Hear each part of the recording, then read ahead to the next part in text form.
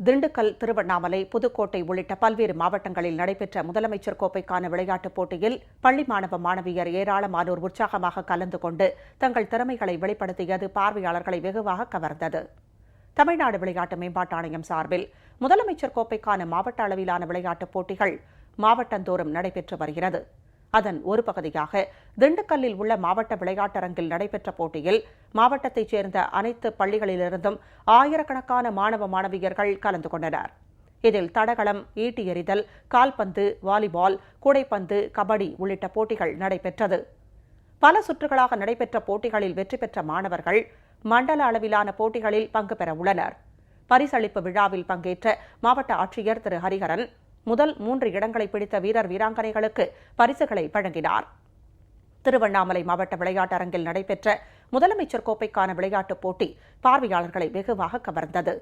வீரர் வீராங்கனைகள் போட்டி போட்டுக் கொண்டு விளையாடியது தங்கள் திறமைகளை வெளிப்படுத்தினர். போட்டிகளின் நிறைவில் நடைபெற்ற பரிசளிப்பு விழாவில் பங்கேற்ற அமைச்சர் திரு அக்ரி எஸ் கிருஷ்ணமூர்த்தி அனைத்து போட்டிகளிலும் முதல் 3 இடங்களில் வெற்றி பெற்ற வீரர் வீராங்கனைகளுக்கு தலா 1000 ரூபாய் வீதம் ரொக்கப் பரிசுகளை வழங்கியும் பாராட்டுச் சான்றிதழ்கள் வழங்கியும் பாராட்டு தெரிவித்தார். புதுக்கோட்டை மாவட்டத்தில் கலை பண்பாடு மையமும் ஜவஹர் சிறுவர் மன்றமும் இணைந்து கலைப் போட்டிகள் நடத்தியது. இதில் 5 முதல் 16 வயது வரையிலான மாணவர் மாணவியர்களுக்கு இடையே 3 பிரிவுகளின் கீழ் 300க்கும் மேற்பட்ட போட்டிகள் நடைபெற்றன. குரல் இசை, நாட்டியம், கிராமிய நடனம், ஓவியம் உள்ளிட்ட பல்வேறு போட்டிகளில் பங்கேற்ற மாணவ மாணவியர் தங்கள் தனித்திறனை வெளிப்படுத்தியது பார்வையாளர்களை வெகுவாக கவர்ந்தது. விறுவிறுப்பாக நடைபெற்ற போட்டிகளில் வெற்றி பெற்றவர்கள் மாநில அளவில் நடைபெறும் போட்டிகளில் கலந்து கொள்ள உள்ளனர். இதேபோல் ராமநாதபுரத்தில் தமிழ்நாடு ஊரக வாழ்வாதார இயக்கம் சார்பில் நடைபெற்ற மகளிர் சுய உதவி குழுக்களுக்கான கலை மற்றும் பண்பாட்டுப் போட்டியில் ஏராளமானோர் பங்கேற்றனர்.